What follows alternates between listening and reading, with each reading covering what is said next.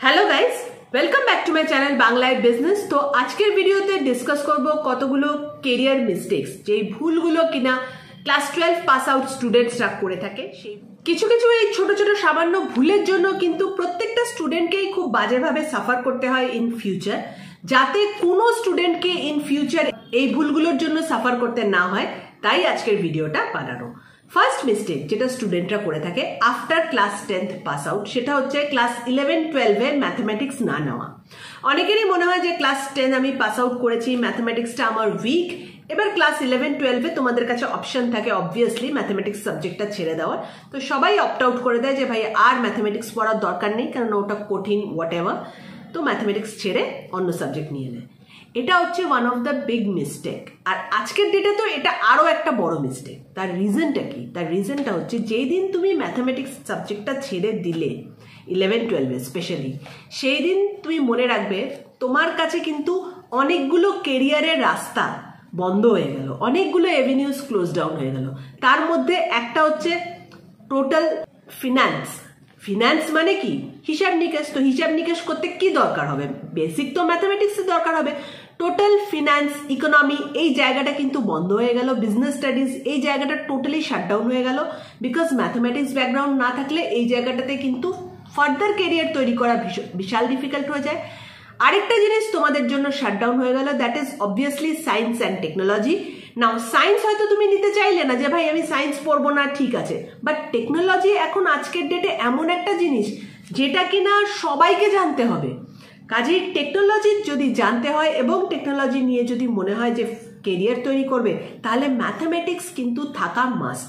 Because mathematics না জানলে technology নিয়ে কেরিয়ার তৈরি করতে পারো, but it makes no sense.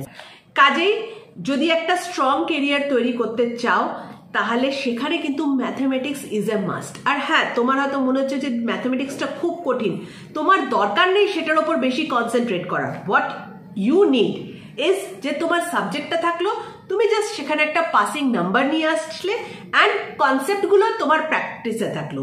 তাতে কি হচ্ছে, আফটার ক্লাস 12 পাস আউট করার পর তোমার কাছে কিন্তু অনেক বেশি অ্যাভিনিউজ খোলা থাকছে।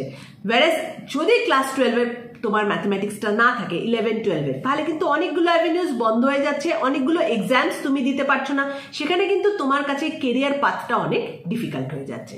তো এই মিস্টেকটা কিন্তু করবে না। ক্লাস 11-12 ম্যাথমেটিক্সটা কন্টিনিউ করবে, তারপরে ডেফিনেটলি তুমি যে সাবজেক্ট চুজ করবে তার উপর ডিপেন্ড করছে ম্যাথমেটিক্সটা তুমি রাখবে কি রাখবে না। ম্যাক্সিমাম ক্ষেত্রেই হয়তো থাকবে না, বাট 11-12 এলিমেন্টারি জায়গায় ম্যাথমেটিক্স থাকা কিন্তু খুব ইম্পর্টেন্ট। নেক্সট একটা হিউজ কেরিয়ার মিস্টেক, যেটা বেঙ্গলের স্টুডেন্টসরা তো এখনো করে যাচ্ছে এবং জানি না আগামী কতদিন করে যাবে, বাট এটা করা উচিত না। সেটা হচ্ছে চোখ বুঝে একটা গ্র্যাজুয়েশন করে নেওয়া। গ্র্যাজুয়েশনের আজকের ডেটে কোনো দাম নেই, এটা বোধহয় সবাই জানে, but still students are doing graduation.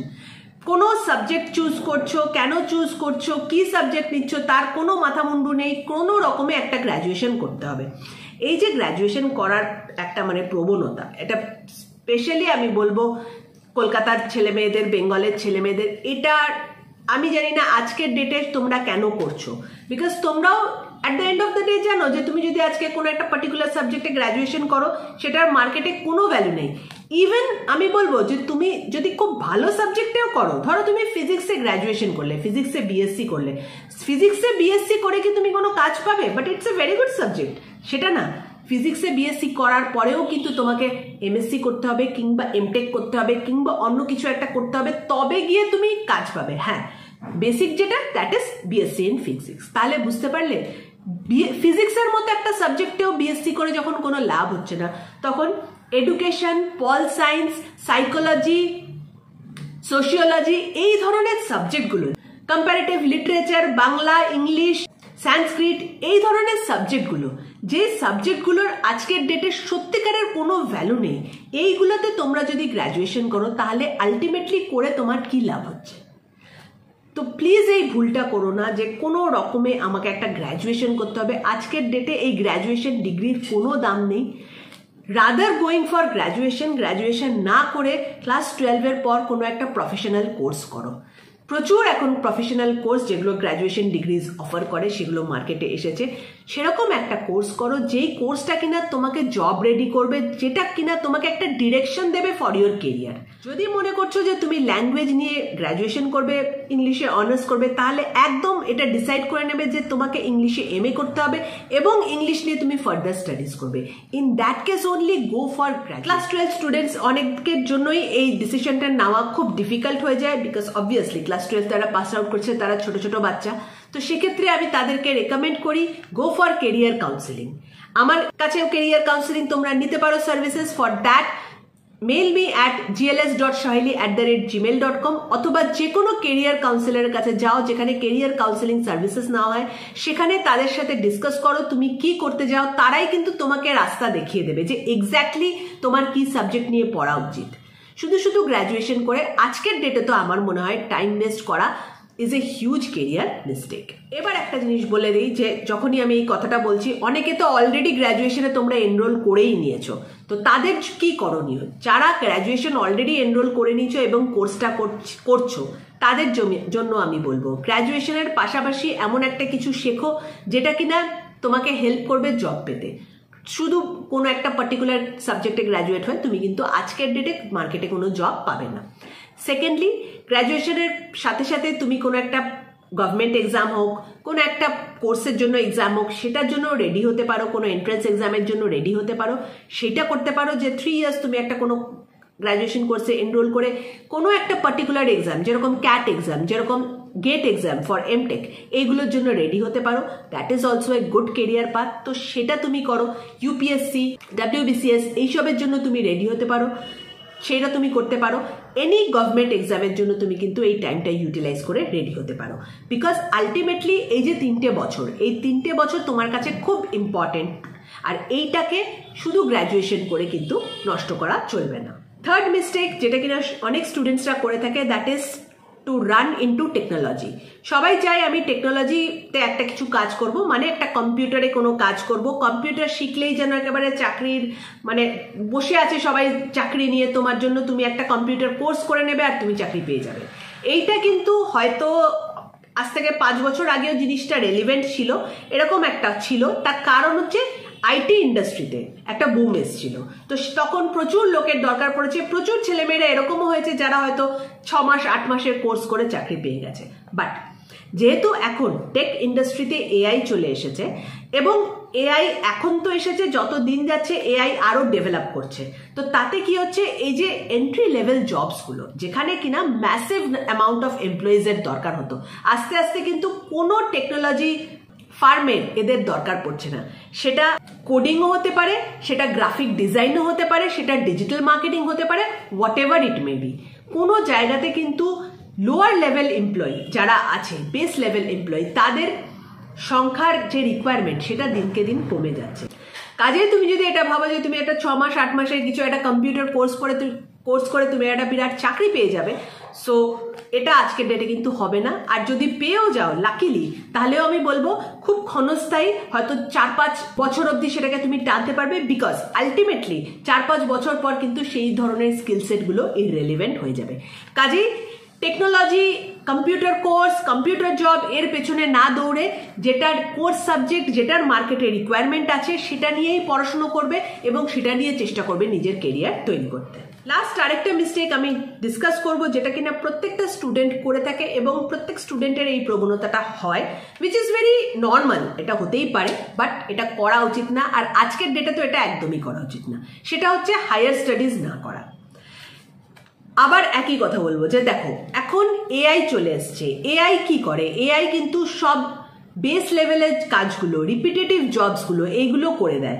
এতে কি হয় না, এন্ট্রি লেভেল ওয়ার্কার্স এদের রিকোয়ারমেন্টটা যে কোনো ইন্ডাস্ট্রিতে, ইটস নট অনলি দ্যাট যে টেক ইন্ডাস্ট্রি, আইটি, যে কোনো ইন্ডাস্ট্রিতে কিন্তু আলটিমেটলি এন্ট্রি লেভেল ওয়ার্কার্সদের রিকোয়ারমেন্টটা কমে যাচ্ছে। নাও যারা ফ্রেশার্স, যারা ফ্রেশ ইন্ডাস্ট্রি থেকে বেরোচ্ছে, তাদেরকে কিন্তু সবসময় এই এন্ট্রি লেভেল জবেই ডিপ্লয় করা হয়। তাদেরকে তো একটা খুব হাই পোস্টে বসিয়ে দেওয়া হয় না, যে একটা ফ্রেশার, তার কোনো এক্সপিরিয়েন্স নেই, তাকে আমি ধরে হাই পোস্টে বসিয়ে দিলাম। তাদেরকে এই এন্ট্রি লেভেল জবসে নেওয়া হয়। কিন্তু আগামী 10 বছরে দেখা যাবে যে আস্তে আস্তে এই এন্ট্রি লেভেল জবস শেষ হয়ে যাচ্ছে, তখন ফ্রেশারদের জন্য একটা কিন্তু বিরাট বড় ক্রাইসিস দাঁড়াবে, যে তাদের কিন্তু জব পাওয়া ডিফিকাল্ট হয়ে যাবে। আর এরকম একটা সিনারিও যখন দাঁড়াবে, তার জন্য নিজেকে কিন্তু আগে থেকে প্রিপেয়ার করতে হবে। ইনফ্যাক্ট এখনই এই সিনারিও দাঁড়িয়ে গেছে, এখনই কিন্তু ফ্রেশারদের একটা চাকরি পেতে খুব ডিফিকাল্টি হয় কিছু কিছু ফিল্ডে হয়তো আসে, জবস আছে। তার কারণ হচ্ছে সেই ফিল্ডে এখনো এআই আসেনি, কিন্তু এআই যেদিনই সেই ফিল্ডে ঢুকে যাবে, সেই ফিল্ডেও জব পেতে কিন্তু ফ্রেশারদের প্রবলেম হবে। নাও অ্যাজ এ ফ্রেশার তুমি কি করতে পারো? অ্যাজ এ ফ্রেশার যেটা তুমি করতে পারো সেটা হচ্ছে you have to go for higher studies. In fact সবাইকেই একটা টাইম এরম চলে আসবে যখন তোমাদের সবাইকে হায়ার স্টাডিজে যেতে হবে। তার কারণ হচ্ছে হায়ার স্টাডিজ যত তুমি করবে তত বেশি তোমার এক্সপার্টিস তৈরি হবে, আর expertise cannot be replaced by AI. একটা সিম্পল জব, একটা রিপিটেটিভ জব কিন্তু এআই করে নিতে পারে, কিন্তু যেখানে এক্সপার্টিস দরকার পড়ছে, যেখানে একজনের এক্সপিরিয়েন্সের দরকার পড়ছে, যেখানে একজনের হিউজ নলেজের দরকার পড়ছে, সেটা কিন্তু এআই কোনোদিনই করতে পারবে না। কাজে হায়ার স্টাডিজ না করলে ফিউচারে কিন্তু একটা সাস্টেনেবল কেরিয়ার তৈরি করা খুব ডিফিকাল্ট। তার জন্য আমি এটাও রেকমেন্ড করব, যদি এরকমও হয়ে থাকে না যে আজকে তুমি একটা ফ্রেশার এবং গ্র্যাজুয়েশন করে একটা জব পেয়ে গেছো, তখনও আমি তাকে বলবো যে কোনো একটা কোর্স করো, নিজেকে আপস্কিল করো, যাতে তোমার এই এন্ট্রি লেভেল জবটা এআইয়ের হাতে কিন্তু না চলে যায়। বিকজ আগামী 5-6 বছরে যখন এআই আরো গ্রো করে যাবে, আস্তে আস্তে সব ধরনের এন্ট্রি লেভেল জবস কিন্তু এআই করতে শুরু করে দেবে, এবং এইসব জবসের ডিমান্ড কিন্তু মার্কেটে কমে যাবে। সো যারা স্টুডেন্টস, যারা ক্লাস 12 পাস আউট করছো, কলেজে পড়াশোনা করছো, prepare your self accordingly, because তোমরা যখন চাকরি করতে আসবে তখন ইন্ডাস্ট্রির সিনারিও কিন্তু অন্যরকম হয়ে যাবে। হোপফুলি ভিডিওটা তোমাদের কাজে লাগবে। কেরিয়ার নিয়ে, জব রিলেটেড কোনো যদি ডাউট থাকে তাহলে ডেফিনেটলি তোমরা কমেন্ট সেকশনে লিখে জানাও, সেই ডাউটগুলো আমি আপকামিং ভিডিওজে ক্লিয়ার করে দেবো। আর আমার কাছ থেকে কেরিয়ার কাউন্সিলিং সেশন নিতে গেলে gls.sohaili@gmail.com এখানে একটা মেল করবে, সেই মেলের মধ্যে আমি কেরিয়ার কাউন্সিলিং প্রোগ্রামের সব ডিটেলস পাঠিয়ে দেবো। Thank you for watching, bye by.